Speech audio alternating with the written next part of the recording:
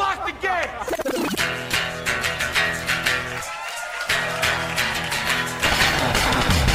Are we doing this? Really? Wait for it. Are we doing this? Wait for it. Pow! What the fuck? WTF. And it's also, what the fuck? What's wrong with me? It's time for WTF. What the fuck? With Marc Maron. All right, let's do this. How are you, what the fuckers, what the fuck buddies, what the fucking ears, what the fuckasians? Is that it? Nashville, Tennessee, Wild West Comedy Festival.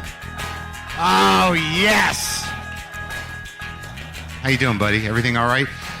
So what we're going to do here is we're going to do a show. We're going to do it. I don't usually do one-on-ones in front of a live audience, so this is only the second time I've done this. I'll have Vince come out here in a little while. I don't know if any of you heard the first time I attempted a one-on-one interview live, but that was with Jeffrey Tambor. And about 30 minutes of that were just fucking crazy. You should go back and listen to that one, because that was the most uncomfortable live situation I've ever been part of. Eventually he loosened up, and I realized it was he was having fun fucking with me and making me uncomfortable. I don't think Vince will do that. I talked to him downstairs. I've only met him once. He's a large man. Surprisingly tall, Vince Vaughn. And very charming. So I'm excited to have him out here. Not before I ramble on, just enough for you guys to go like, God, we can't fast forward it live.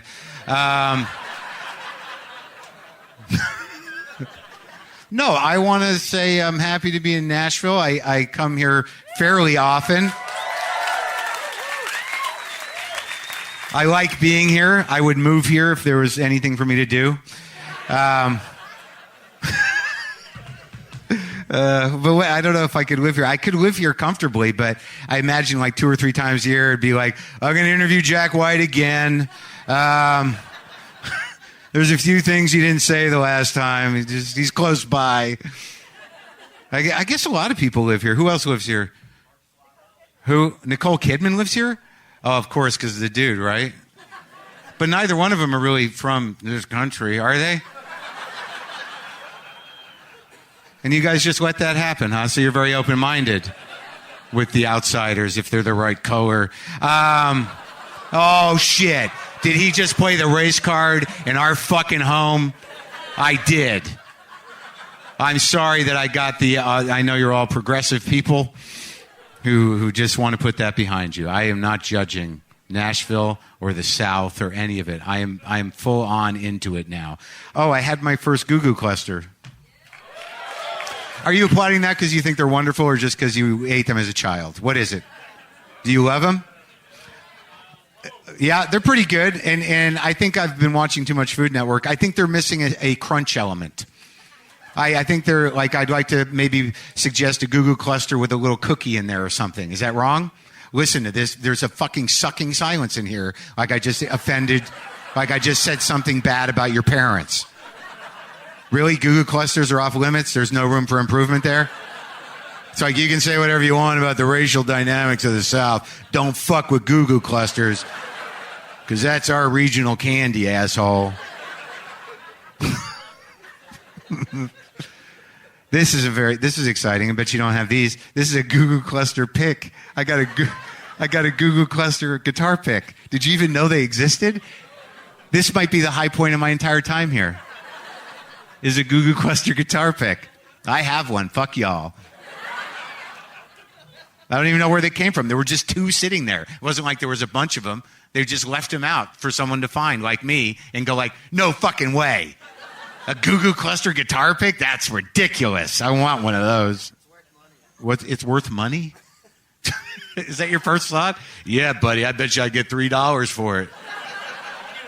Yeah, like, how much for the Goo Goo cluster guitar pick?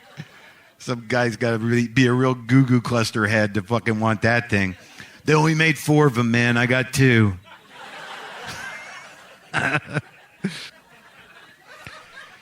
It's already a bit of panic. You know, look, I know a lot of you listen to my show. Some of you are here for because you know me, and I appreciate that. And I'm trying. Thank you. And I know a lot of you are thinking like, hey, man, everything's going good for you. Why are you so fucking whiny? I don't think I'm whiny, but I am finding that I'm a bit aggravated, and I can't figure out why. Have you ever had that happen? I couldn't be happier about my life right now, but yet I wake up in the morning and I just want to be pissed off. Like, I don't know what that is. I have to fix that because you can't be doing well in life and run around going like, fuck that, because people are going to be like, no, fuck you. What do you have to complain about? But I think there's some part of my brain that wants to be angry, that is just looking for an opportunity. Case in point. I don't know what's happened to me. I don't know if it's my age or what, but I can't leave my house without forgetting at least 2 things. I don't know when that happened, but I'll get out of my house, get a quarter mile away, and I'll be like, fuck, my pants. You know, but not that bad yet, but I'm prepared for it. So here's what happens. This is just like, this is anger I don't understand because I know that I clearly want to be angry and I'm trying to find the appropriate place to do it. So I leave my house. Well, here's what happened. I got up, I made a nice cup of coffee, put effort into it. You know, I put effort into coffee. I got a cone, I pour it through. It's a ritual. So I made this beautiful cup of coffee. I put it in my stupid travel mug. It was all ready to go. Get into my car. I get down my hill about a quarter mile. I'm like, yeah, coffee. Fuck, no coffee. All right. Now, a normal person at that moment would have turned their car around and driven back up the hill to their home. Not what I did. I chose to back up the hill angrily at 40 miles an hour. There are cars parked on both sides, and I'm just like, fuck that. And I'm driving like a madman up that hill. Didn't hit any cars. I made it. And there's that moment where you do something stupid like that for no fucking reason, and you pull it off. You're like, hell yeah, I just did that. And I didn't hit any cars. I fucking nailed it. I nailed my stupid anger display. I was proud of myself. Proud. Yeah. I didn't even need the coffee after that. I'm like, I don't even need the coffee. I'm jacked. I'm pure rage. So that happened. Oh, okay, I'm going to tell you this just because it was fucking cool. You know who was in my garage? I tweeted it, so some of you know. Fucking Billy Gibbons was in my garage. Are you kidding me, man? What kind of life am I living? I live in a 2-bedroom, 1-bathroom house, like a cabin, with a shitty garage, and fucking Billy Gibbons is sitting there in my garage with his beard and hat. Look, anyone who doesn't like ZZ Top can go fuck themselves. That's a fine way to open a show. I know some of you who are a little younger are like, I don't know, the beards, I don't know. How about before the beards? Why don't you go back a little bit, all right, to the real shit. Fuck the beards. Listen to Trace Ombra. Why am I selling ZZ Top? Like they need to sell records? Look, if you do anything after this show, please help out the fellas in ZZ Top, because just as a public service, all right, they only made $1 billion and they're hurting, all right? Billy needs some sort of trimmer, and I'm going to be at Zany's tomorrow night. There's still tickets. I'm just telling you that. I'm not going to take it personally that it's not sold out. It's 7 o'clock on Friday. I know that's a weird time. And then, what? It's competing with Willie Nelson? Fuck, I'm canceling the show, and I'm going to go see Willie Nelson. I should interview him. I wonder if he would be a good interviewer. He'd just be sort of high. Let's find out. Let's find out? I'd be high? I don't do that anymore, but like, that'd be weird. Would I relapse for Willie? Like, I'd be like, if you'll talk to me, I'll take a hit. And then the entire conversation would be like, does my face look weird? Willie, am I cool? Am I cool, Willie? This is really good shit. They didn't have this when I quit smoking this stuff. Is the guest in the chute? Please welcome to the stage Vince Vaughn, ladies and gentlemen. There he is, walking the aisle from Wedding Crashers, from Swingers, from The Breakup, from everything that is media.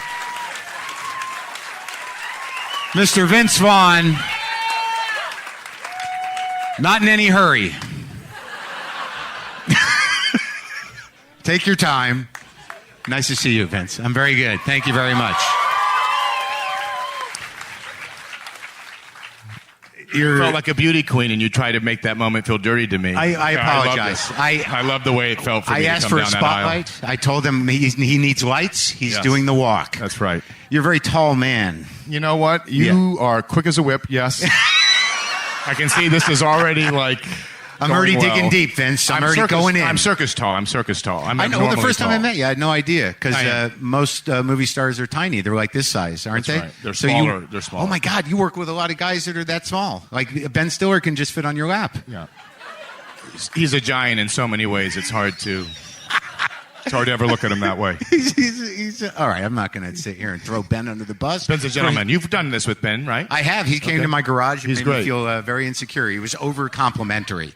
You know when someone's over complimentary, like this is a great garage. Is it, Ben? Really? I know your house must be huge, but I dealt with it okay. Yeah. Why? Nice to see you. Nice to see you. A lot of this is going to be about me. I don't know if you knew that It's about good. the show. I'm down. I'm I down. just need you to help me. I love your Vince. garage. This is a great garage. I mean, what are we doing here, right? Well, that's a good question. What brought you to Nashville? Why Nashville? Well, I've always loved Nashville, and for me, you know, there was always these. I kind of got into this in a different way, where I had friends who were stand-up comedians, and so I started doing these variety shows, and you know, Ahmed, to sort of help them kind of get started. We need help, comedians. Generally speaking. Some yes, some no. Yeah, there's funny and then there's sad. There's you know what I sad. mean? We ride the line. Underneath all funny is what? Say it. Sad. Okay, thank you guys. Good night. I don't think we're going to get any farther than that. So anyway, so I started doing these variety shows and doing these things and having fun. I got to travel around, and I really wanted to come to the South to do a show. There doesn't seem to be as many comedy festivals. They're always kind of up north, and this is a hell of a city and a lot of fun. I've always been a big fan of the music and country music. And Are you? Huge, yeah. Are you a country music guy? Yeah. Who are your guys? Well, I like Dwight Yoakam's a good Yeah. And I like Kenny Chesney a lot, and a lot of the new guys that are doing stuff that are great. So How about the old crazy ones? George Jones? I love him, the possum, No Show Jones. He was the best, yeah. He was great. Now, I always hear that story, like how they gave him, like, took his license away and DUI, and then like he would drive his tractor to the bar. And in a way, I just kind of thought that guy's. I like the work ethic, you know. Yeah. You ain't gonna stop him, right? You're not gonna. That is commitment You ain't gonna to take my license. compulsion. Well, so you take the old tractor from me while you're at it. Yeah. Have you ever driven a tractor? I haven't. You did No. in that- My wife grew up on a farm. She's driven combine. Really? Yeah. But my grandfather was a dairy farmer, but I was never a part of that activity, if you will. He was a dairy farmer? He was. Did you visit the farm? I did. So you played Why with is it cows? such a dirty foreign thing to you? What's that about? It's like a world that doesn't exist. There's farms all throughout the country. No, I understand that. The hillbilly thing works both ways. You know, the people from this and that, and both I ways. didn't grow up with that. I understand. That's okay. Let's be open-minded to it. Let's share. Why can't we grow? I'm trying. I am too. But so did you? I'm going to walk down the aisle again. No, come back. But no, I mean, it's like I think it's important to get a sense of who you are. Did you milk? Did you milk? No. You did no milking. No. You went to your grandfather's dairy farm. You're like, I'm not touching that. I was young. It wasn't like that. I remember I came in from the suburbs. Yeah. And there was it was his farm was in Ohio, in Brewster, Ohio, a small little town. There was a lot of Amish that lived around there. And Amish, they're fun. They are fun. Yeah. And according to the reality shows now, they're leveraging people, right? What? Well, they do that. What is that thing called? Yeah, I don't know. The Amish Mafia, is that what it is? Oh, are you serious? They're stepping on toes. People are getting pushed around, yeah. Wow. It's happening. You always know they're coming, though. If they're at the door, you kind of know. It's not a mystery. Who's that at the door? It's the Amish. That's right. If it's not Thanksgiving, it's the Amish. Yeah, it's either the Amish or the Chassids. It's one or the other. That's right. Yeah, slight difference in language. But the hair otherwise pretty close. Yeah, very close. But I think Hasidim can drive. Not on Fridays, but usually. Fridays, they got, Well, so we've discussed Judaism and Amish. We've gotten very far. And we're just getting started. Yeah. We're just getting started. All right, so you're at the Amish farm. You're not milking No, I remember cows. I had studied the Pilgrims and Thanksgiving, and I was I don't know if I was 5, maybe kindergarten. But anyway, we were driving in a car, and we were then behind a horse and carriage, and everyone was dressed like in the Amish, how they do with the black and the white, which in New York is a great style choice. But this was, Yeah. And I remember saying, like, I made some joke about the Pilgrims or something, like we were stuck behind these Pilgrims. My dad got so damn mad at me, he pulled the car over. He's like, you don't know those people, don't make fun of them, and really got mad at me, which was a good lesson, but I didn't know. I just had never seen anything like it before, kind of like when you started making fun of shit earlier. But when I went up to the farm, it was a big deal because they had a little bit of cattle, and they had to rip the fence out and stuff to kind of let us in. And My dad would go there and work in the summers, but I only went up there 2 or 3 times. It kind of made an impression on me, but I was too young. I never was there working or anything. Right, so you didn't get that experience. No. The farm experience. No. You just kind of got to look at the animals and say, Grandpa does that. Well, Grandpa didn't talk that much with the kids. A little bit, he'd joke around, but it's a big deal if Grandpa would talk to you. You get real excited. He worked in the steel mill, and he was a farmer. He played like semi-pro baseball. He was an athlete in that. And I remember they had these homemade cookies. And he said to me, I was sitting there real shy. Like my grandfather noticed me, all the kids. He said, hey, Vince is shy. I said, Vince, you'd like one of them cookies. Come on up here, grab one of them cookies. I was so excited that he talked to me. I was thrilled to grab one of the cookies. But I hated the cookie. I didn't like the cookie at all. So it put me in kind of a weird spot.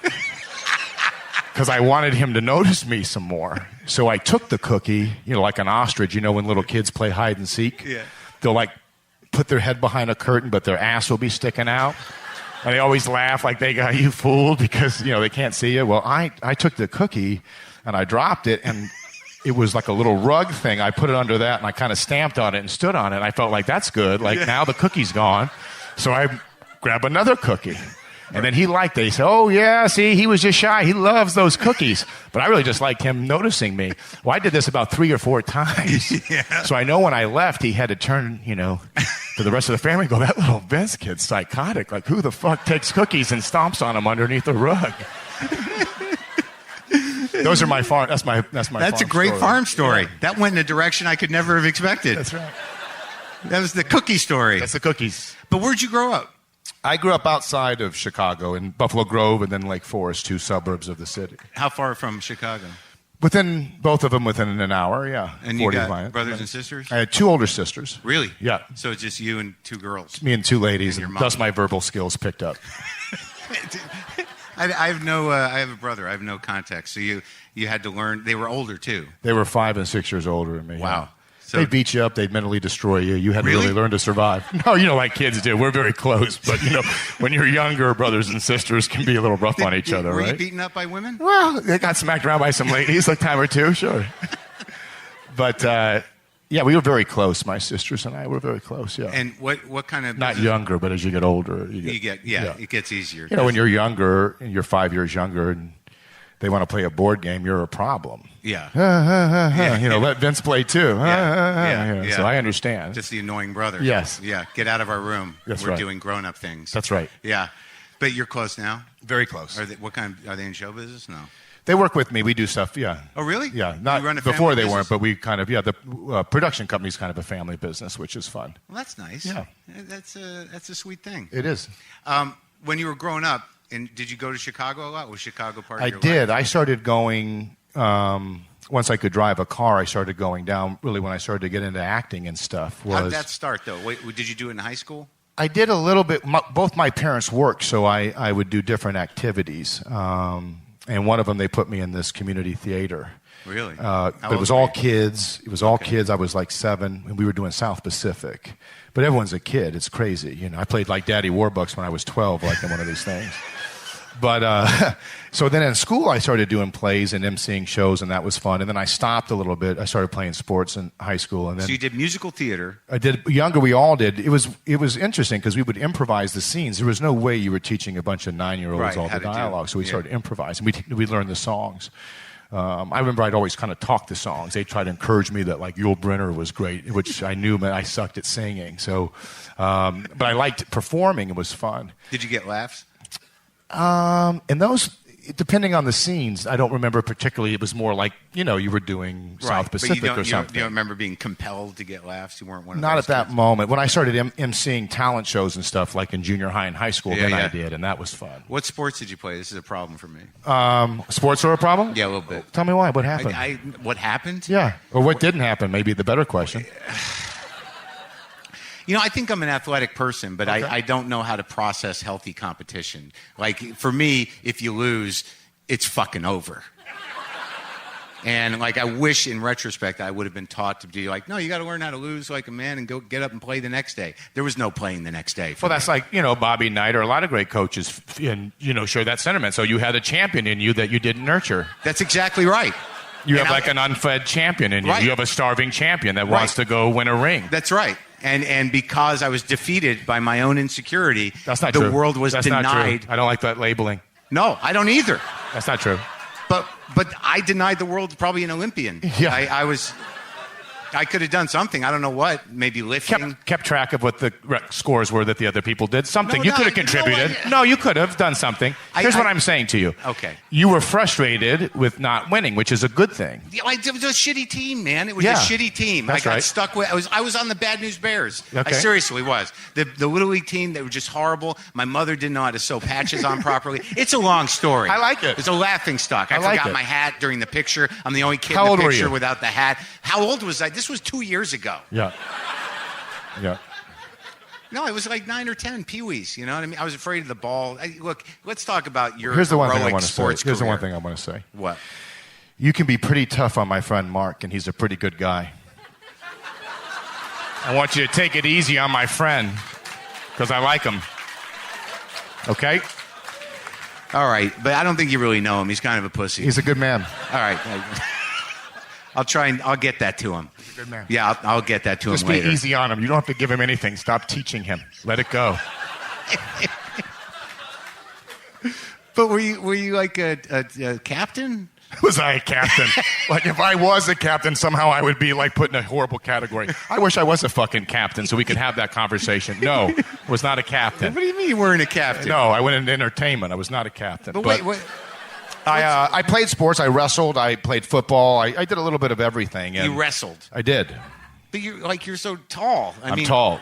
But how the hell you won every time, right? I was pretty good. You know, I didn't want to. I wanted to play a team sport because those are fun. Like, you Right. ride on the bus and everyone's laughing and we're in together. Wrestling's not like that. You're sitting by yourself. You're spitting, big league chew. You're trying to lose weight. And you got to get in a street fight in front of some kid you don't even know, in front of your mom and dad. It's uncomfortable.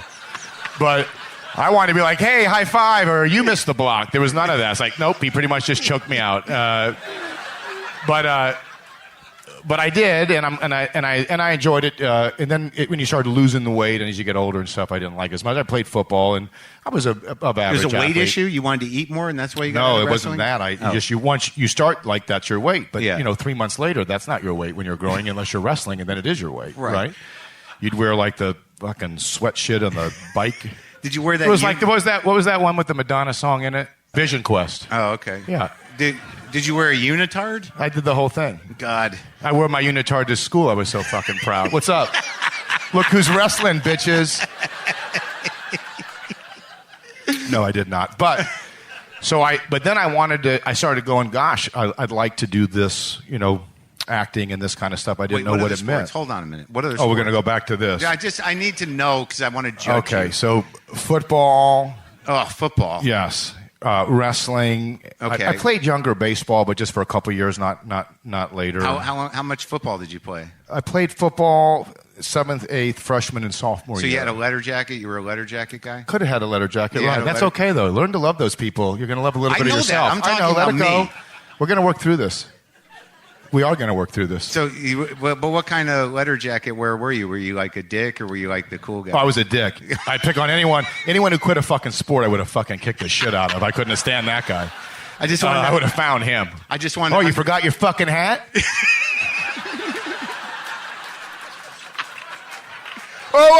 Whoa. Look who forgot the fucking hat. I kind of felt like this was what it was going to be like. No. I knew I was walking into this. No. No? What happened? That's the old you, right? No, it was never me. But I'll wear that hat if you want to put the costume on me. So you do the baseball. So we played sports. Let's talk Okay. about those again. These guys love this part. There was wrestling. You guys ready Yeah. to fucking kill yourselves yet? Yeah. There was Football. And then what happened was my parents wouldn't let me go down to try out for professional things because I was a kid. Like, what do you mean professional? I said, thing? I'd like to go try out for like a professional play Oh, or right. go down to Chicago and try to do something. They said, well, when you're 18, you make your own decision. So a friend of mine, his mom, got him headshots and the whole thing, and she would take him to the city to audition. So I cut school one day to go with him. You didn't tell your parents. I did not. I wrote a letter, my own let Vince go with him letter, and I went down and I was in the waiting room, and the casting director said, "Oh, he's here. Would he like to?" The other mom was nice, I think, and encouraged it, and said, "Would he like to read for this thing?" And it was an industrial film about like teenage dating or whatever it was. In-house industrial. Yeah, like some company, and I got the part. So that was good because then I was able to meet an agent, and then I had to go get headshots. Now, are you guys familiar with headshots? What they are? Yeah. When I did them, and I didn't know anything, they could have told me to do anything I didn't know. They were like, you got to have different poses to show different looks. Do you remember this? I do. Did you do there was these? like 4 composite. Did you do the composite? No, I didn't do a composite. So like you'd have a tennis racket, but like be looking at the camera. You'd have a chef hat, and that tastes good. Sweatbands with like a Kiss shirt on. Look who's helping their friend move. Swear to God, preppy. What time's the dance start? I love the foxtrot. Whatever. So I did this humiliating, but I was. Do you have any left? I don't know where the hell they are. You got to find. I burned those things, but then I started getting a chance to audition and do stuff, and then I started to go down to the Improv Olympic, which Del Close started, who started Second City. Really? Oh, so when I was a kid, I started to study and train with that. And with Del? With Del, took some classes from Del. How did you tell your parents on the idea? Now they busted My dad you. was pretty cool. But they knew I had a car and I was driving down, and they knew I took it seriously, and, right. and they were supportive at that point. But my mom was just, they were removed from the entertainment industry, so they were always encouraging. What kind of business they were just they thought in? you're not going to go get paid and have a job. Right. They're doing worried. Plays and stuff. You're going to go to school. They're here. worried. Yeah. That's their primary concern. It's not that parents judge what your choice is, but they're like, that doesn't work out for anybody. Right. But once I got to be 18 and I wanted to move to California, they were like, that's fine. What business were they in? My dad was a manufacturer's rep for toys. What toys? Like Teenage Mutant Ninja Turtle was one that he represented. Really? He repped the turtles? But he was the manufacturer's rep, so he was, the factory would make it, and he'd get on the shelves. Really? Yeah. So did you have Christmas was very nice at the Vaughn house. A couple samples would fall off the truck, if you know what I'm talking about. Remember the Evel Knievel stunt cycle? Yeah. That was a big one. Plenty of toys. Wait, Del Close, tell me about that. So what were those classes? This guy's the wizard. He's the Buddha. He's the improv genius that sort of set all of it going, like UCB, all of it. And you spent time with that guy. I did. I had met a guy in a different acting class who said, you should really come down to this thing called the Improv Olympic. And what it was is, I think they wanted to do more improv where you really went on stage and you didn't know where it was going to go. And they had this thing called the Herald. Right. And you would get on there, you take a suggestion from the audience, you'd have different games and tools, and you would attempt to tell a complete story with the beginning, middle, and end with the people on the team with you, and you would compete. And I was only there for a little while, although Del came from Second City, and a lot of the coaches did go back and forth between the two of them. I only did Improv Olympic, which was really good training.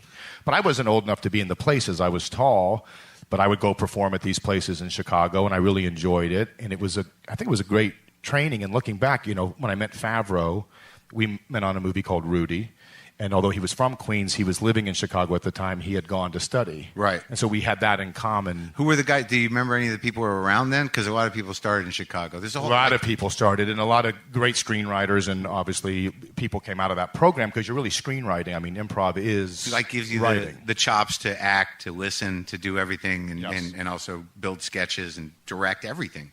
Yeah, it's a great training ground, I think, just for getting comfortable, even just jumping into something without knowing where you're going. Was Farley around, or any of those people that you remember? He was before I was. So he was already off and on SNL. Yeah, and I loved watching him like anybody did. But somehow or another, you didn't get stuck in the full arc of it. Like you're not in the road troupe. You weren't. You got in and out, huh?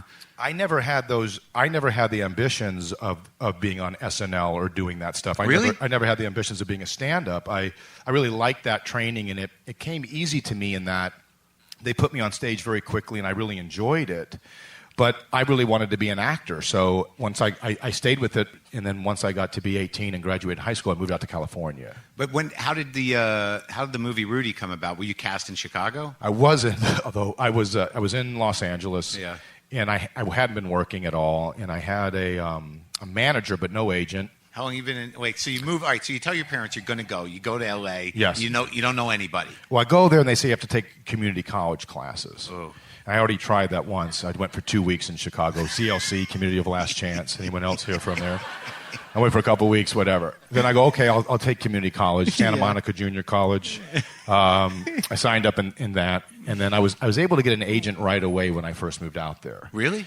Right away. How'd that happen? I just got a number of this lady, and I called her, and she was like a big agent at like ICM. Really? And I had done stuff in Chicago, so I had done like a Chevy commercial, right. and like an Indiana farm insurance commercial. I done like a Sears Roebuck, like how to use the universal exercise machine correctly. So you actually did your composite So photograph. for Chicago, I had done a lot of stuff. I thought, this is great. Yeah. So when I called her, I said, I was trying to I said, she said, I only represent like actors like people know. Like there's nothing I could do for you. And I said, I'm not sure I'm going with you. We haven't even met each other yet. But she was nice enough to refer me to a smaller agent. And I went to this, not smaller in size, but in stature, but I went to her and she just liked that I called someone right away and that I had studied a lot in Chicago and I had done some stuff. She liked your moxie. She liked the moxie that I brought to the table. This guy's got balls. That's right. Are you still with that agent? No. No. How long did that last? I was with her for a while. But I had kind of been dropped by agents and stuff for a long time leading up till Swingers. It was about 7 years or so that I was out there. But I met John on Rudy, and he was currently in the Improv Olympic, and he was also washing dishes at Second City. And we had that in common, and we just made fun of each other right away. I mean, he was from Queens, and we were kind of similar but different backgrounds, and so I liked it. He was very insulting, and vice versa. We would kind of ride each other, and we sort of became friends. And then, so he was living in Chicago studying. He was living in Chicago doing the Improv Olympic, right, and he was washing that. dishes at Second But he was just City. like working the door and stuff and washing dishes and just hanging around. He was trying to ascend, if you will. And then how did you both get cast in that movie? Well, I think he auditioned and got a part. It was the craziest thing because I had a tape. You put these tapes like the composite together where it's like scenes you've done in the different things, which were like for me were like after school specials and whatever. But they were looking for a guy to play a football player, and so they cast me, and I never had to read for it, and I was not a good auditioner, so. That's how I got the part, and then we met in South Bend, and then when he moved out to Los Angeles afterwards, we hung out quite a bit.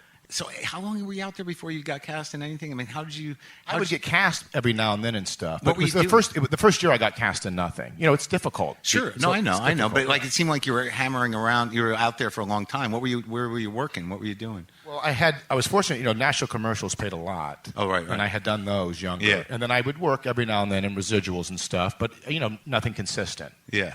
Nothing fun. Nothing weird. Nothing too crazy, no. I wish. I did 21 Jump Street, China Beach, different TV shows that were there at the time. And you were how old? Were you like 20 what? I was 18 when I moved out. And I did Swingers, I think I was 24.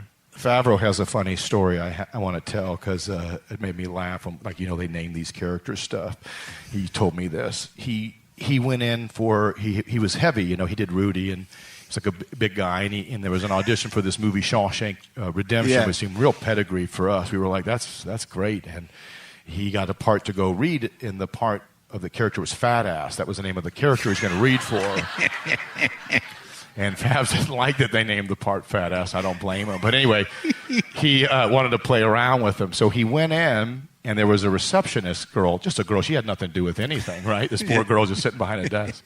So Fab comes in, and meanwhile, there's a bunch of really heavy white guys, a bunch of them in the room, all they're auditioning, obviously, for the same part. So Favreau goes in and goes up to the girl, and he's just real naive and excited. He says, I'm here to read for the part of Fatas. And she goes, I'm sorry? He goes, Fatas. I'm excited. My name is John Favreau. I'm here to read for the part of Fatas. She says, there's not a part of Fatas. It's like, well, what part could it be? What could it be? What am I here to read for? She goes, I think I know what part that you're here for. So she gave him the sides and handed it to him, and he looked at it. He goes, this isn't Fatas. What is this? And she goes, the name on the top of the sides. The name is on the sides. He goes, well, what is it? What does it say? Because he just wanted to make her say it to him. So she looked at him and she goes, Fat Ass. And then he just acted like wounded to the core, like he couldn't believe it. But I always like that. I always like that story that John tells. But yeah, it was like you would go up for those kind of parts, right? Whatever. Sure. Whatever Yeah, the thing was. I never was cut out for it for the same reason sports didn't work out. You know, Oh my God! Go on I mean, audition at some and- point, let's get a little backbone here, right? Let's. yeah. Go on the let's audition. fight They're through like, it. yeah, No one likes the rejected. victim. Reject. No. No. Yeah. No, it's not a victim thing. It was just sort of like, No, fuck it's kind you. of like somehow it's like someone's got to make you okay with that journey. You know what? Only one that can make you okay is you. Honestly. Really? That's real love. Yes. Was there ever a point in your life where you were wavering with your confidence? Yes. When? Early on? Well, I think you always have that at different points. Yeah. Don't you think? Well, like if you stayed out in L.A. before Swingers, like, I mean, it must have been like, fuck, how am I going to make a break here? I think what it is I think that the confidence comes from working at something more and more. And I think the fear, which I had, is a good thing if depending on how you manage it. If it doesn't destroy you. Well, it does both, right? And then Yeah. you learn that, I think the thing with acting is you have to work really hard at it and you'll get more confident. Like anything in life, I think you have to work really hard at something, including your own life. You have to really try at something to get better, and you can improve where you're at if you're willing to kind of do those things. But part of the fun for acting, I look back now, I don't know what I was thinking at 18 or what got it in my mind.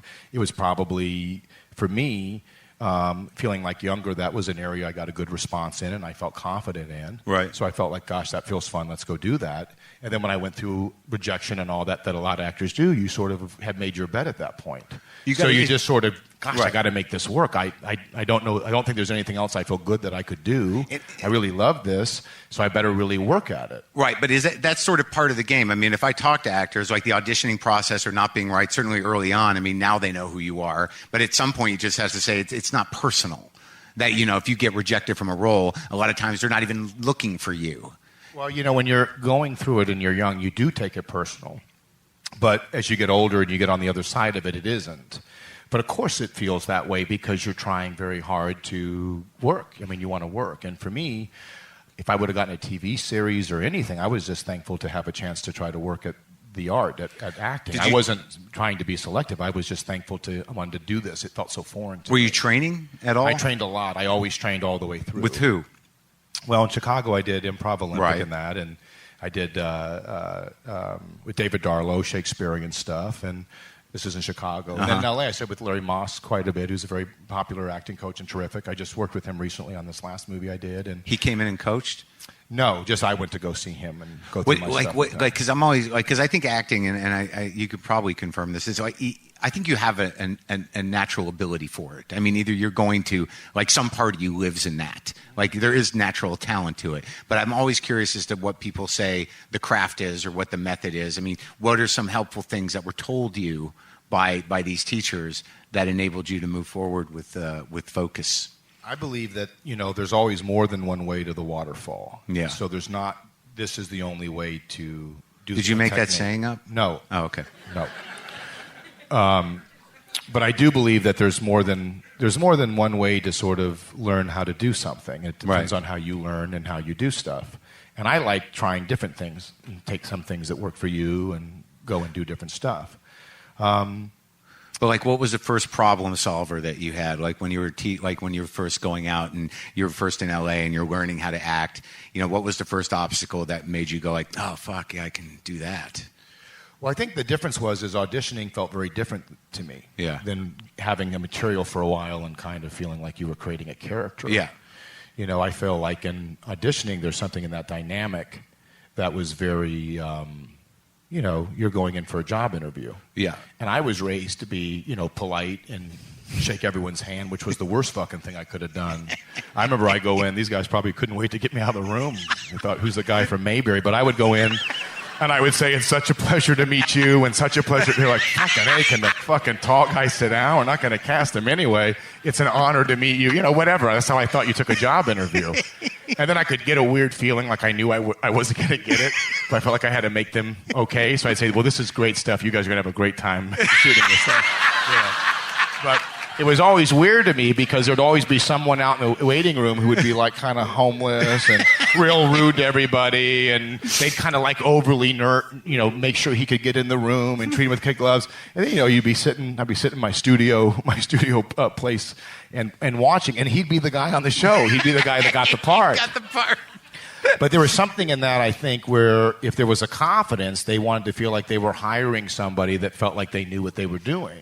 And so you started to learn, although they could be fooled or they whatever, sometimes people could put on an air as if I really know what I'm doing as a compensation. But what you started to learn was the more you got confident and sort of brought what you believed to be right, that's what they were looking for, someone who really felt like wasn't going to be a lot of work for them. Right. You were locked in. You'd made your choices. Yes. You knew exactly what you were going to do. Thank you. See you later.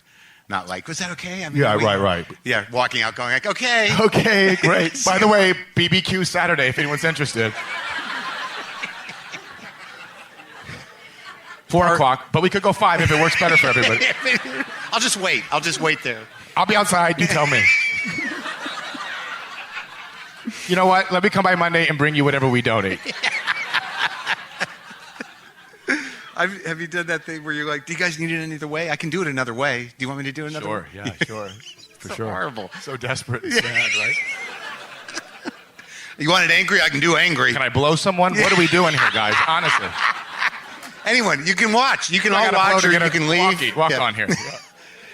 How much part of Swingers' creation were you part of? I mean, were you working with John throughout the process of it? Yeah, it's when that first happened, I said to Favreau, I'm sick of auditioning these people. This material is not very good, and no one's writing stuff. I said we should write our own stuff, and I made up my mind that I was going to write something. I had flown to Austin to see a friend of mine. I was going to go write, and I came back after 2 weeks. I kind of got my outline. I was ready to go, and John wrote Swingers in 2 weeks. He got one of those screenwriting books, and he wrote it, and it was great. Which book? Sid Field? Yeah, Sid Field, one of those, right? Oh, no, maybe it was Joseph Campbell he got. Joseph Campbell? The Writer's Journey. Okay. I think that's the one he did, and it was great. And we had What did you write? I had not finished that. I had written a treatment, and I was like, 2 weeks, this dude turned out this script, and it was incredible. Wow. Like, I think it just kind of came out of him, and that it was sort of something that was, close to him. But we really loved it, and we said, we're going to get this movie made. And we were young and very kind of like, we have to not compromise the script. And it was difficult because no one knew who we were, me less so than him. And also, the movie wasn't traditional in that they said, well, swing music, who listens to swing music? And they said, can you make it grunge music? That was more popular at the time. And they said, there's no girl's point of view in the movie. We'd love to hear how the girls think about dating. I said, this isn't a fucking health video. Right? We're not trying to save the... It was about a bunch of guys who don't really know what they're doing trying to figure it out. Yeah. Like, if there was a girl hanging out, there wouldn't be a fucking movie, right? Yeah, here's the girl telling me how it works. I'm dating her. What are we struggling with here, right? So, it was sort of a coming of age. So we were very... we would meet every day and talk about how we're going to get it done and who's going to finance it, and went through all those different journeys and that kind of stuff. And, I had ideas, and a lot of the dialogue and stuff that was in the movie was stuff that I had said joking around. But John really, wrote the movie. It was his idea. He coordinated it, but we were friends, and I definitely, gave him ideas and collaborated. Totally John's doing as far as the idea, the setting, all of it. But you guys had a dynamic. We had a dynamic. You entered. And he wrote it with my voice, so a lot of this stuff was things that I had said and, that kind of thing. But we were just thrilled to be doing something. And Doug came in with the money to make it. We made it for $250,000. We shot it in 22 days. And you have to understand, I mean, we didn't have any money to shoot, so we would go to a bar, and the bar would be open because they couldn't close it. They say, yeah, you kids can shoot here, but we're not closing the fucking bar down. So we'd be there trying to do our lines. Your money, baby, whatever. Yeah. But there'd be people there hanging out, like drinking. And in L.A., if you're trying really sincerely, you're a loser. Like, that doesn't go over well. Like, if you're really making an effort to do something, no one wants to be near you. There's something sad about that. You got to make it like you're cool and you got it working, right? Yeah. So we didn't know. We were shooting the movie and shot it in a short period of time. And the big thing for us was to try to get into Sundance. And then, of course, we didn't get into Sundance. And but then ultimately the movie really, we had finished it and did a screening, and it really popped. Like everyone wanted to buy it at that point. It's a huge movie. People love that movie. It became a kind of a cult classic for sure. Yeah, people love that movie now. I mean, like some people, like they're... And that was, but you and John been hanging out a lot before you did the movie? We were very good.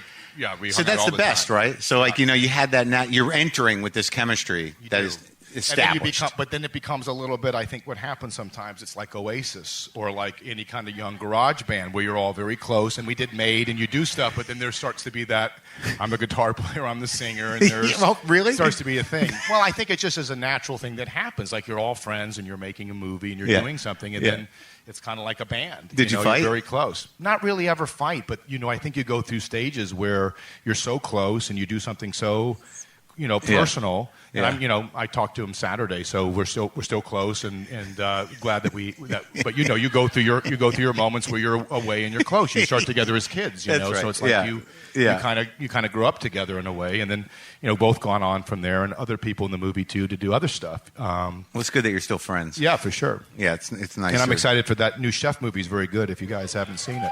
It is good. It's a sweet movie. I talked to him. I tried to get some, I emailed him. We're not tight, but he was on the show a couple times. I know he likes my show. So today on the plane, I'm like, what do you got on Vince? Nothing. Got nothing. He might be just busy promoting. Yeah, that doesn't matter. I mean, it's about me, Vince, and I don't understand why he didn't take the time. What's going to happen with my own hands? I'm going to knit a sweater with a C on it, and I'm going to give it to you. Yeah. What does that mean? Just a captain sweater for you. Yeah. That'd be nice. Yeah. That would be nice if you could make time to do that. Yeah. I'd be very moved by that. Yeah. And you know what? I'd earn it. I would be a captain. That's right. If you knitted me a captain I sweater. think he already is a captain, isn't he? Oh, thank you. So Swingers, big break. Now you're moving. Now you're the guy. All eyes are on Vince Vaughn. I'm saying that like a... I know. I don't know who I just became just then. It's like all eyes are on Vince Vaughn. What happens? I don't know if it was like that. I think that the movie, there became opportunities and stuff for sure. But what was the first one? Spielberg, I did Lost World, which was weird. I had met with him and I talked with him a lot about westerns because I like old westerns. You met with Spielberg and you just talked about westerns. We talked a lot about old westerns. Let's back up. So he calls you, Steven Spielberg, yes, the king of the world, calls you and says, "Hi, Vince, you want to come talk about westerns?" No, he was doing this movie, and would you like to go in to talk to him about being in the movie? I said, sure. Yeah. You go to Amblin, which looks like a Smurf village, the way that the houses are. We just talked a lot about westerns, and I liked him very much. But no one could see a script. It was like you couldn't see a script for the movie, for Lost World. And so I went and did that, and that was a big change going from Swingers to that. And then I really made a decision. I didn't want to do a lot of studio films, and I spent the next years really doing... whether it was Clay Pigeons or I did Made with Favreau or I did Return to Paradise with Joaquin Phoenix, and I did a much more that kind of movie, and I didn't want to do these studio films. I hated them all. I didn't like them. I thought that they were really kind of like, and that was just my personal taste. I had been offered stuff, but I just thought, I don't know. I think coming from Swingers and doing that. Now, mind you, when I started, like I said, I was happy just to be working. And then after Swingers, I sort of felt like, well, gosh, I want to do movies that are kind of about something.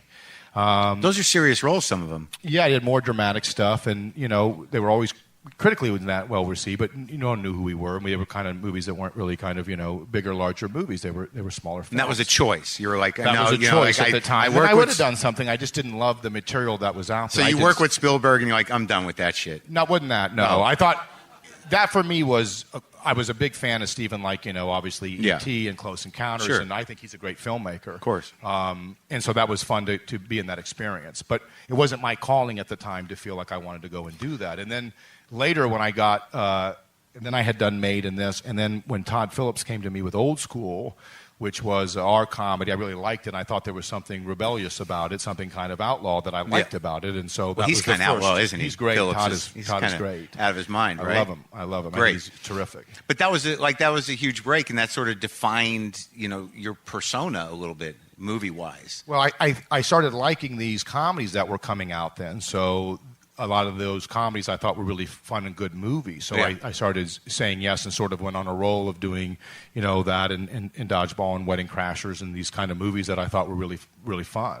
Now, do you because you like one of the guys, you're like one of this, this modern comedy mob of dudes that do those movies. How close are you with those guys, like with Owen and with Will? And I mean, I always want to believe that you guys are all kind of talking during the day, and like I wonder what Owen's up to. Hey man, what's happening? Nothing, just watching TV. Any of that going on? I don't care if those guys live or die. I'll be honest with you. Sorry. It's called acting. Here's another the deal. illusion shattered.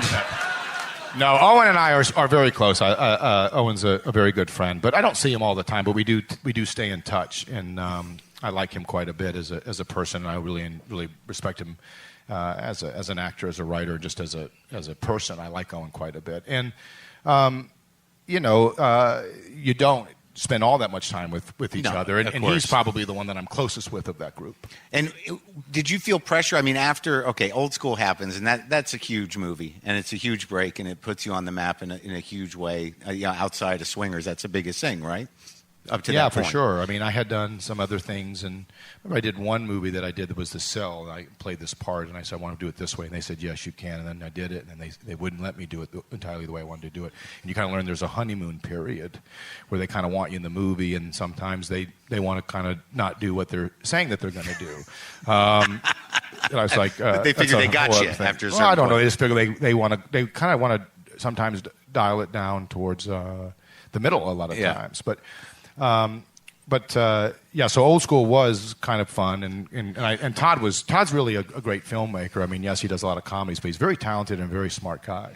Yeah, I've heard great things about him. I'd like to interview that guy. I heard that, if you talk to the guys who work on The Hangover, he just seems he has real guts. Like he'll push the limit. And he's he's kind of like an artist, but he's also very defiant, like in a good way. He really believes in what he does, and he doesn't engage in sort of trying to make everyone okay. As far as if you're working with him, you feel like you have a really strong head coach who knows what he wants to do, and he's going to find a way to get that done. And so it makes it really fun and easy for you on the set. So once you did Old School, did you feel? I guess the question is, because you had a big run of comedies after that, and you're pretty much a comedy superstar. Was there pressure for you to kind of they were looking for you to be that Vince Vaughn? Can you just do that kind of snappy kind of? I didn't really know what I was doing. I was just saying yes to material that I liked. It was fun to find things that I was excited to go do. Yeah. So Dodgeball was fun. I liked that character and that story, and then Starsky and Hutch with Todd again was fun, and Wedding Crashers was fun. Yeah. It was just nice to be doing those movies. David Dobkin, who I had done Clay Pigeons with Joaquin, he was directing that movie, and I always liked working with him. So when he came to me with Wedding Crashers, he said me and Owen and him really got to write a lot and kind of have fun with the script and come up with ideas, and so that felt very collaborative and kind of fun. We were kind of off the radar, They weren't really watching us too much, the studio. They did it at a small enough price, and we were kind of left alone. So I think we were able to do something that we really felt great about. I saw, I didn't meet Joaquin, but I watched him sleep. I was, it was probably wrong of me. I was being flown somewhere first class, and he was in the seat ahead of me, and he was sleeping. I went to the bathroom, and I'm like, there's Joaquin sleeping. I should probably keep moving. But I lingered for a couple seconds. I'm just being honest with you. I like that. I don't know him. He seems like a nice guy. Very nice. Yeah, I didn't get that far. He was tired. But normal. Most people on planes do like to shut it down for a little bit. Yeah. Right? No, I know. A laptop it. What are you going to do? Yeah, I know. I don't know what I was expecting. Sometimes that's the perfect parachute out of a strange person that you don't don't know next to you. Yeah. Just sleep. Little nap, yeah. I wasn't even next to him. I was behind him. Behind, next. I know, I get it. I'm not saying I was right. But I'm not saying it was wrong.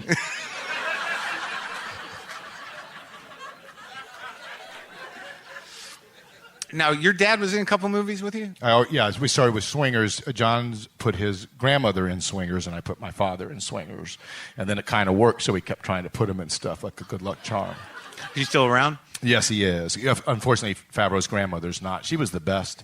But my father is, and he's great, too. Yeah. And you've always gotten along with him all the way through? With? Your dad? Yes. That's good. For the most part, yeah, we're very close. Yeah. And we fight, sometimes like anybody does. Yeah. There's stupid shit. Doesn't matter. Like what team's better, it doesn't make a Sports. difference. It's family, anything. Yeah. Sports, things that you aren't a part of. I can't do this anymore. I swear to God. Got to get past it. Got to get past it. What do I talk about? Ceramics? What do we excel at? I don't know anything about ceramics. Well, what is it? There's got to be a safe place where you really feel good. Guitar. Guitar? You do feel good with guitar. I like guitar. Yeah. I like playing guitar. You play guitar? I don't. So Yeah, there how do you you go. like that? Checkmate. Yeah. You won. I'm a captain Yeah. of guitar. Yeah. That's right. Captain That felt Guitar. great. Yeah, that felt good. You know what? It felt good for me too. Did it? Yeah, because we got past that other I'm moment. past it. I am too. Do you have cats? I don't. My You- wife had a cat that was non-negotiable when we got married. You had to have it. Well, yeah, that was with, you know, it's, Came with it's her. one thing to have a cat.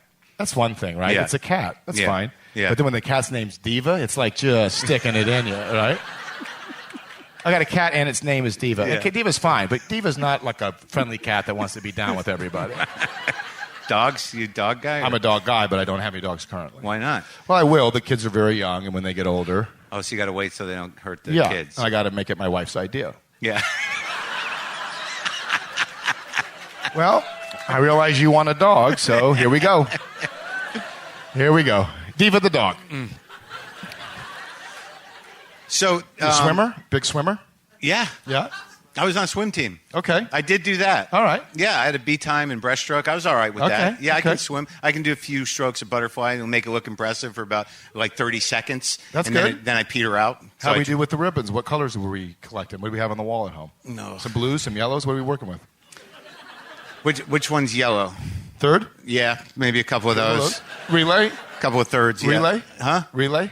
Yeah, I did relay. Did you push it? Did you touch the wall or not? Did you push it? Did you try Yeah, to get that? I was not good at the flip turn. Flip turn? Not good to do it. Wall and push. Yeah. You're not Yeah, I gonna- did you're not that. going to go blue with that. Yeah, and and the backstroke. You're not going blue. You're not going blue with the No, grab and no. push. Yeah.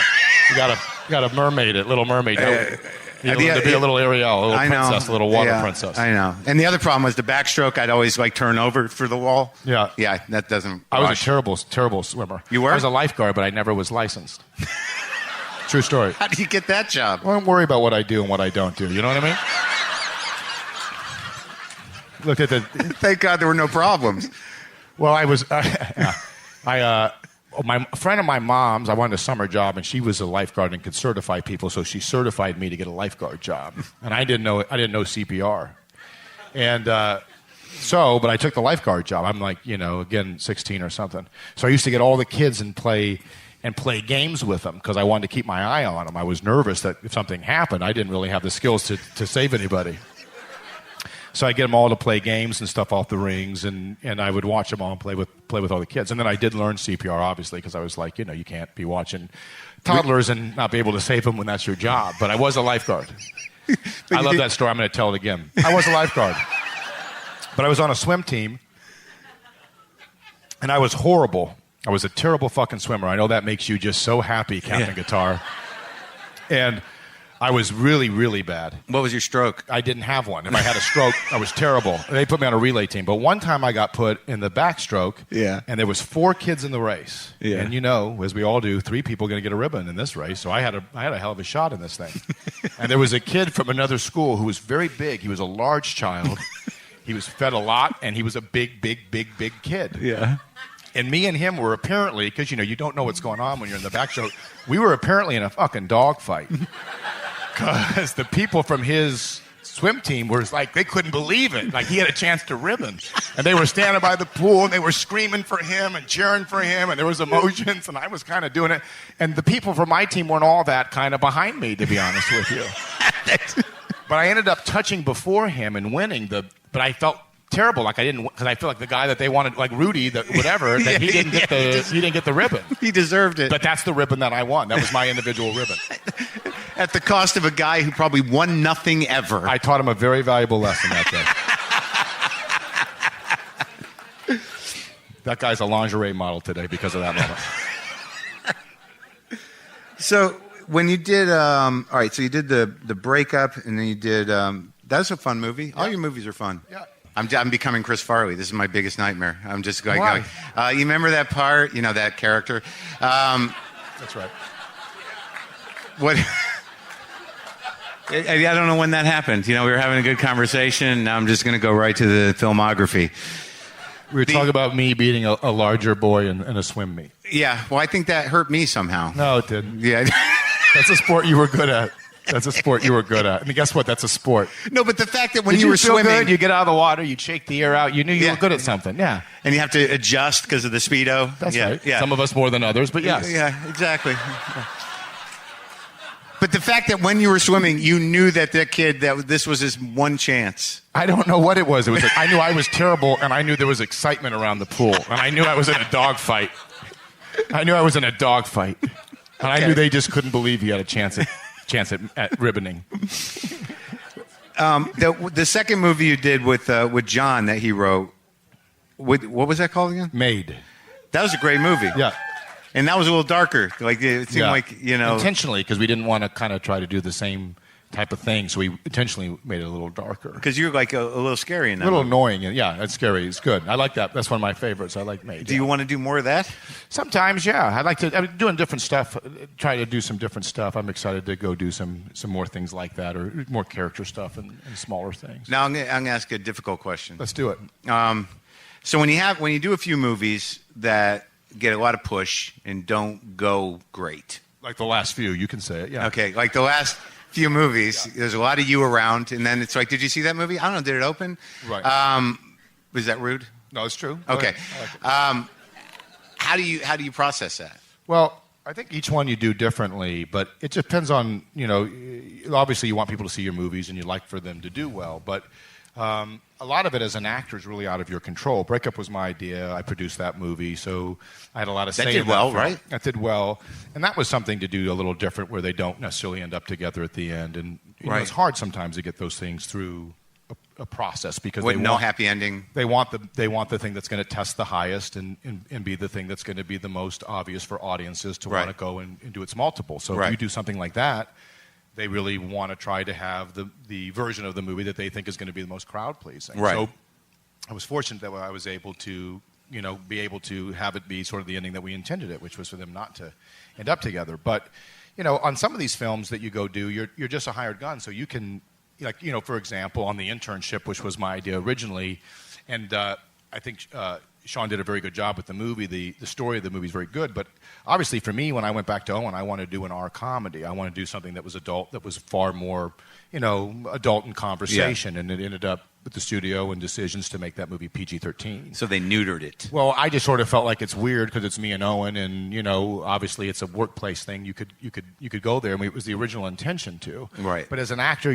those aren't your choices. You're really not, even as a star. It's not you're still the medium is really the director, and then ultimately the studio, depending on what the situation is. That's why when you're doing things like these smaller films, if you have more control and there's less of a financial risk up front, you're allowed a little more creative freedom with them. Right. And as far as because we were talking in the dressing room, you seem to be very on top of structure and narrative and story and stuff. Do you want to write and direct more movies, or do you want to do that? I like being involved in that process, but I think if there's something that you can step into that you feel really good about, the people that you're working with, and everyone wants to make the same movie, that's fun. But I think as you get older, you do enjoy being more involved in the creative process. And I had been younger with the people that I worked with. We were far more collaborative. And it's for me, I enjoy that side of the filmmaking process. What are you producing now? Do you produce a movie called Swim Team? Yes. And in this particular film, there's a bunch of misfits, all from different walks of life, kind of from the wrong side of the tracks. And they were younger, they swam, and they were pretty good. They were a good team, but they just couldn't beat those rich kids from the other side of the track ever in a big swim meet. That sounds fresh. And now they're older. It's like a Park District pool, and you got the one guy who's like really psyched, so he shaves every little bit of his body because he wants to be like a greyhound in the water. He wants to be fast, so he shaves it all up. One guy's got some substance problems. He can swim his ass off, but is he going to show up? Right. You know what I mean? Yeah. One guy's not swimming for him. He's swimming for his dad. That's not going to work. That's not going to last long, right? One guy's got a wife that's really on him and pushing him around and making him make choices and sacrifices. And one day in the middle of one of her tirades, he just walks out. She goes, "Where the fuck do you think you're going?" And he goes, "I'm going to swim practice, babe." That sounds great. Yeah. Is that in production? Well, I don't want to say it's a green light, but it's a flashing yellow. It's a amber. Pre-production. So how long have you been a dad? A little over 3.5 years. Is that great? Yeah, it's great. How did that change everything for you mentally and emotionally? I waited till I was older to have kids. How old are you? I'm 44 now. So and you had so them at I was, 41? I always do the math, and I feel like I'm like, when I was younger, the kids, you show up with that old parent. I always felt weird that you go, God, fucking Laura's dad's a fucking senior citizen, right? Remember they always had the real old dad? Like everyone's parents would show up and then he'd move real slow. And I was like, and then someone would say something like, oh, it's nice your grandparents showed up. That's my dad. Fuck, I want to bury my head. I feel terrible. Yeah. But I started doing the math. I think I could be the old dad. Yeah. Because I think I was 40 when I had the first one. So, but the good side of it is I think that you're older and more patient in those ways. Yeah, but the downside is like when I beat my dad for the first time, and we're going to go back to sports because I know that's where you live. It was a big deal, but I know these kids will be beating the shit out of me early, right? Wait, how'd you beat your dad? With basketball or like a game of horse, he's far better than I was. He played in college. But, if you beat him in a game of horse or something, it's a big deal. But, my dad was younger when he had kids. Now, how about you? What about me? Kids? Almost. Yeah? Yeah, came close. Yeah? And then I don't know if I think I did the right thing. I was, she was significantly younger than me. And I had trouble getting her to clean her room. So I don't know that the child thing was really going to work out. I don't think it's going to happen for me. And it's something that you want. I've avoided it this long, and I've been married twice, and I've got no kids. Right. So I think that I might be a little too self-involved. I don't know. Maybe you just haven't found the right person, or you weren't the right time for you. So you think I can still do it? I think you still could. I think if it's something 50, that you want. Man. You're also a guy, and you would be able to have a kid. It's scientifically possible. I'm 50. I'm going to have to find a woman that's going to have to sign some sort of paperwork that she's going to have to do 80% of the work. And that when I'm 60, she just leaves me alone and brings the kid in occasionally. Well, I think it's about finding the right person, whoever is going to make sense for what you're looking for. If that's something that you want. You think there's still hope, huh? I do. If it's something you want. I don't think it's something you have to have. But I think if it's something that you want to have, you can kind of ask for those years back now and say there's things I'd like to have. Is it wrong to say? I'll have kids with you. Is it wrong to say? I will have kids with you. I'll impregnate you. Huh? I'm saying I'll have kids with you. You were reaching for me. I don't know what happened. Oh, yeah. Well, I thought that's what we were moving towards. Is that what I'm in. No, I think, is it wrong to say I'd like to try it, see how it goes? Hello? Ding, ding, ding, ding, ding. Oh, yeah. So you guys thought you were coming to a little talk. Should we do it now, or do you want to wait on it? Oh, yeah. Do you want? Oh, like a big closer? And now I'm going to fuck her. And then we do that. And Vince, here's what I like. You would ref it. You could ref it. Here's what I like. Let's get someone pregnant and back into getting along. I think that's a good plan. Huh? I like this. Let's have the kid. Okay, here it is. Yeah. Now let's figure out how do we get along. I think that's a good plan. Well, that's what our parents did, I think. That's how it used to work. That's right. I think that's how it didn't work out great with my parents. No? No, they're okay. But I mean, look at me. You're great. You're fantastic. Well, thank you very much. You're fantastic. Yeah, and now your parents still together? No. Yours? No. Right. How old are you when that happened? I was 21. So they waited. They waited. You? Right when you got out the door. I know that's the thing too, right? Because that's on the other side. It's like, oh, great, it's all pretend. You're only here for me, right? For kids. Yeah. If they do it younger, they say it's hard for kids. But if they wait, then that can be hard too. Because you're only waiting for me, right? Right. The whole thing a lie. Right. Exactly. Oh, that's a lot of responsibility, right? No, it was difficult for me, and I'm still getting over it. I was 35, How old were you? 35. And when they got divorced? Yeah, because it was like, who do I live with? That's crazy. Yeah, yeah. That's tough. Those are choices. Sophie's choice. Hard. It's your choice. Mom, that was your choice. Yeah. No, they're both a little kooky, but they're okay. I still have very dramatic, exciting fights with my father. Right. Ridiculous. And don't you feel horrible afterwards? Horrible. Yeah. Have you done that? Oh, yeah, you have arguments. It's not fun. No, I mean like big arguments. Well, you get mad, sure, yeah. Not like fighting, no, not physical. But I love my father. I have so much respect for him. But you can fight because it's your family. You can get very upset over things. Like fuck you. You scream and get angry. Yeah, it can you happen. Do that? Try not to. Not in a while, but younger. What's for a while? Sure. Seriously, yeah, it's happened. No, what's a while? Seriously, it has happened. Yes, I've confirmed that. But it's not an ongoing thing. Yes, this is like all of a sudden, I'm on like a detective show, and he's trying to get the final answer out of me. All right, the guy stole the car. What do you want? Yeah, I've got your father on the phone. There he is. Yeah. It's weird, though, because, you do feel bad. I had one of those recently where it's sort of like, what did I just do? And then you try to figure out what was it really about, right? Yeah. Because you don't want to repeat that. You don't want to be doing You don't want to repeat it, but it's hard to let go of the fact, like, well, he had that coming. No, do you feel that way? Yeah. Yeah, I do. Okay. Don't you? No, I don't, but I bet it's okay. I like this. You feel like he had that coming because you feel like there was times, perhaps, where he was kind of pushing you around a little bit, and this was like, now it's his turn to know what it feels like not to be heard. That's right. Yeah. Yeah. And how did that feel once that happened at the end, well, a couple days later? Felt good? It felt, well, I'm trying to defend it. Yeah? Yeah, I'm trying to defend my choices. So let me ask you this. Yes. A little time passes. Mm-hmm. You and him would find yourself back on the old horn. Mm-hmm. And what's the first thing said? Do you talk about the fight, or you just move on until a new fight happens? He's trying to renegotiate. Okay. Yeah, but then there's always a little catch to it. You know, there's a but, you know, and then I'm like, oh, that's a clause, and I don't enjoy that at all. But I think the idea isn't the but maybe kind of saying, here's where I'm coming from, or here's how I felt as a person? Because even though it's your dad, he's still a person feeling his stuff, right? Isn't the but kind of like... Yeah, but that's not my no, problem. That's not your stuff? It's going to be okay. You know, it just becomes... Yeah, I sent him some money, and I think that... Throw a little cash on the problem. Oh, your feelings bad. Here. You took the fucking money. Don't say a word. You took the fucking money. Did you want the new addition to the fucking house in Mexico, or you didn't want the fucking new addition? Did you? All right. You took the money. That's it. Yeah, we're good. Now we're talking about my day. Love you, Dad. Yeah, exactly. Love you, Dad. Whew, that was good. So I'm over a lot of shit. This was helpful. I'm a captain, and you are a captain. No one can take that away from you. I know, and I'm getting a sweater. Yep, you are getting us. By the way, yeah, you are getting a sweater. Thank you very much. I appreciate that. Yeah. And you know, my dad and I are going to be all right. You and your dad are all right. Now I think we got to find a new mate because this one's a lot. I like her. I like her, but I'm just saying. We need a date. You guys want to go out on a date, I'll pay for it. Otherwise, you're on your own.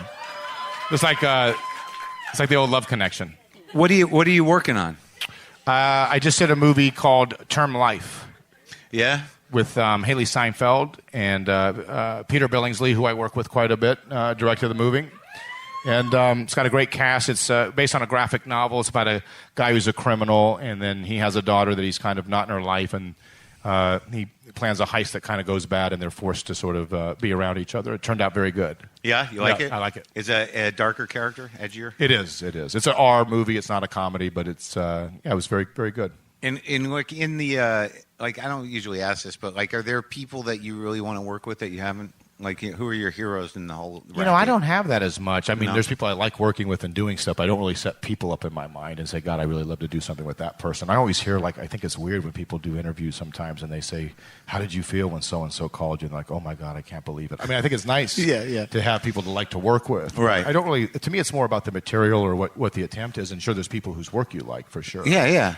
Who were your filmmaker heroes? Like, what were the movies when you were growing up? I watched a lot of westerns as a You like kid. westerns? I like westerns, yeah. What's your favorite one? It's hard to pick a favorite one. I watched Shane a lot. Was good. George Stevens. I like Wild Bunch. The Searchers was good. Wild Bunch is great. It's a great movie, right? Peckinpah. Yeah. Bill Holden. Yeah, he was great in Great. That. And who was the other? Robert Ryan played that. Very good. Yeah, that's beautiful. Ben Johnson. Yep. Ben Johnson. Yeah. He was in both. He was in Shane and he was in Wild Bunch. Wow. And Warren Oates. Warren Oates. I'm just going to repeat names. That's good.